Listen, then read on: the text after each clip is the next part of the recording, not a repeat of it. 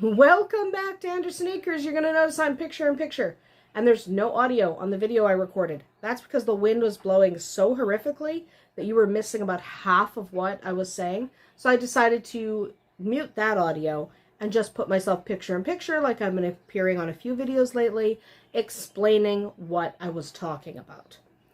So today I wanted to talk about what makes livestock guardians different than other types of dogs.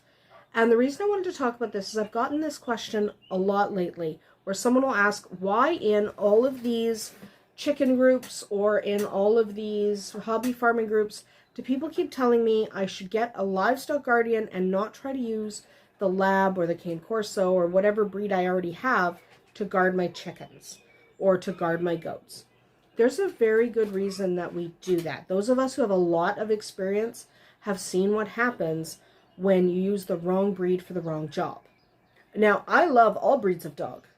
Most of them are not bred to guard livestock. Most of them are bred, so you might have hunting, you have your hunting breeds, you have your retrieval breeds, you have your protection breeds, you have your herding breeds. All of these dogs are excellent at the job they were bred to do. But we're talking about guarding your livestock. And those of us who've been around a long time know exactly what happens.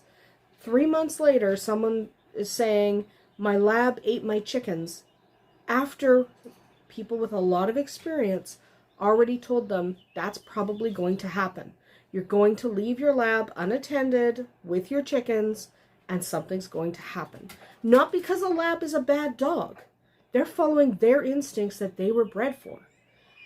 Livestock guardians have a different set of instincts because they were bred for something else.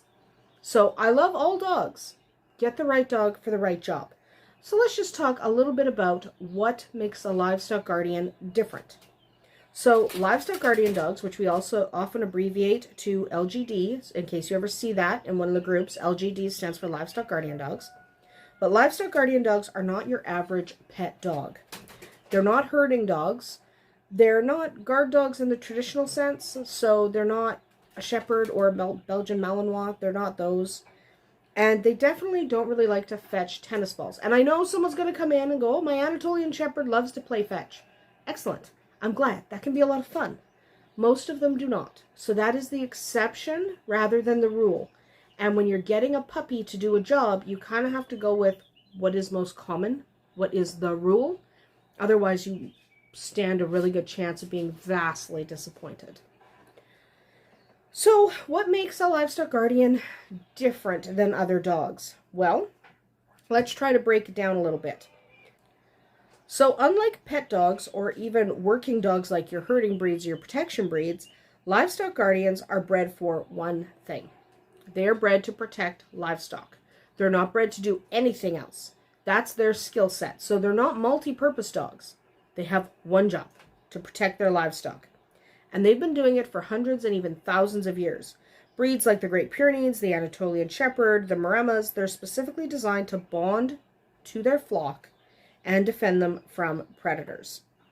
They don't chase the livestock or nip at the livestock like herding dogs, like your border collies will chase in order to get the sheep to do what they want. Your cattle dogs will nip at the heels of cattle to move the cattle.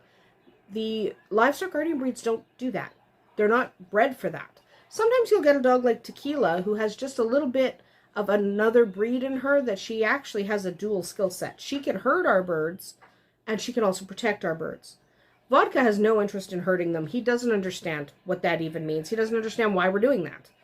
So most livestock guardian breeds don't have a second skill set. They protect. That's their job. They live with their livestock usually 24/7, unless your livestock's really well secured at night and you can bring the dogs in. Generally, it's a good idea to have your dogs out there at night when the predators come around. And the dogs act as both a deterrent and a defender against things like coyotes, wolves, or even human intruders. A lot of people in the last few years have had humans come on to their property and try to steal their chickens. This has oddly become a problem in recent years. And a livestock guardian can help with that. But where things really get interesting is in the brain of a livestock guardian. Livestock guardians are incredibly independent thinkers. A border collie, who is not a livestock guardian, will often look to you for direction. But livestock guardians, they are bred and trained to assess a situation and make decisions on their own. We've talked about that before on the channel, how they need to be able to make a choice without you being there. You are gone to work and they are there with the flock and they have to make the call. So they need to be bred to not look to a human for confirmation of what they're doing. They need to be able to act on their own. If they sense a threat, they don't wait for permission. They act on it. They don't stop because they know that time is of the essence. They need to react right now, not wait for you to tell them what to do, especially when they're often right and you often didn't notice the threat yet. So they're quite used to having to act before the humans even know there's a threat, if the humans are there at all. This independence is a double-edged sword because it makes them great at their job, but it also means they're not the most obedient dogs, at least not in the traditional sense. You have to trust them to do what they were bred to do, and you have to be really bonded to your dog, not through obedience, but through love, respect, and mutual understanding. If you guys love, respect, and understand each other, you are part of their group, and they will lay down their lives to defend you.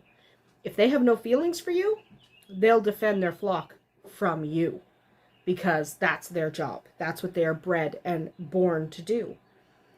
Another big difference is livestock guardian dogs don't just guard livestock, they bond with them. They're not just there to keep the people away, they're there because they love their livestock. That's why it's so important to raise them with the animals they'll be protecting from a young age. That's why it is very difficult to take a, we'll say Great Pyrenees, because that's the breed we have, but a Great Pyrenees that has been living in a house all its life as a house pet, and then at 6 years old, take it to a farm and expect it to bond and protect those animals. It's probably not going to happen. It happens best when they are young. A well-bonded livestock guardian dog sees its livestock as its family, and that instinct is what makes them so incredibly effective. But they also need the right balance of socialization. Too much human bonding, and they might not bond with their livestock.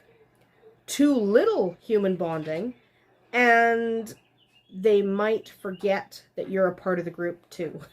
And they might start protecting the livestock from you. So you need to bond to them, but you also need to allow them to bond to their livestock, which is not a problem you have with other breeds. Other breeds, you don't need them to bond to something else. You just need them to bond to you, to listen to you. With livestock guardians, you need them to bond to not just the family, but all the animals on the property. They have to know that those are their flock members, not their pack, they're flock members. Now, these dogs absolutely sound amazing, and they are. I am a huge advocate for livestock guardians, but they don't make great pets, okay? Livestock guardians, yes, there are some that make wonderful pets, and especially those that have been rescued from bad situations. They can make lovely pets, but they're not your typical pets. They have needs that are not often met in a pet home. They're happiest when they have a job to do, even if that job is wandering around your property line, even if it's a small city yard, and barking at every leaf that moves because they're defending their yard. They need a job to do.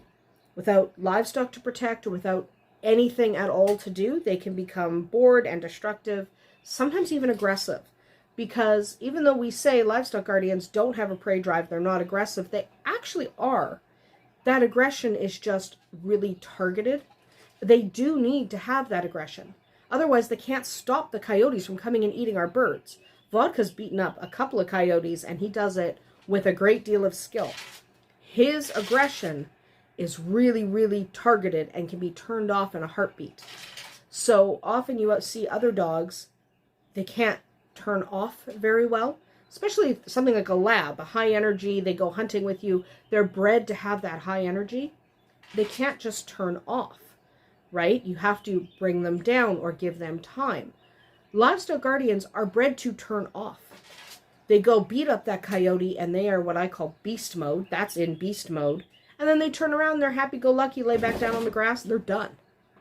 So livestock guardians even have a different escalation and de-escalation criteria here. They escalate in a heartbeat, but when it's over, they're done. They don't need time to calm down. They're just done. So it is important that these needs end up met. So if you don't have livestock, but you love one of the livestock breeds and you want them as a pet, if you're not willing to consider a different breed and you definitely want a livestock guardian breed, know that they are going to come with a set of issues if you can't meet some of their needs. They need to be able to protect and defend. So they are barkers. They are wanderers. If they can't meet their needs at home, they'll meet them somewhere else. So do you actually need a livestock guardian? I am a huge advocate for livestock guardians, okay? I really do think that small homesteads and hobby farms especially benefit from a couple of these dogs because they can really help reduce losses from predators. They can help you feel more secure that your animals are safe. But, so do you need one? Maybe. Okay, if you are a smaller hobby farm with a frequent predator issue and you have livestock that needs protecting, then a livestock guardian might be a great investment.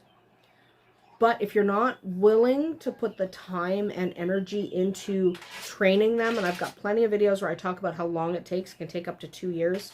If you're not willing to put that time in, I would recommend just skipping them, because it can be incredibly frustrating to have a dog that is completely untrained running around your property. They do need a significant amount of training, especially boundary training to stay home. They need to be well socialized so they don't try to defend their property from every single human. Like the delivery guy's allowed to deliver stuff to the house. You can't have your livestock guardians deciding that the delivery guy is a threat. So you do need to make sure that you have the time to properly train and socialize these dogs. They require space, training, and a clear purpose. But if you have the right setup, they're one of the best guardians you could ask for. They are actually fantastic. And I do think that they are a benefit to a smaller hobby farm, even a larger one, but you'll need more of them. Remember, pairs or trios, they work best in. So I do think they're a benefit, but if you don't have the time or the inclination to train one, or you find dogs that don't listen really frustrating, you might want to skip them. Anyway, that is about it for us here today at Andersen Acres. We'll see you tomorrow.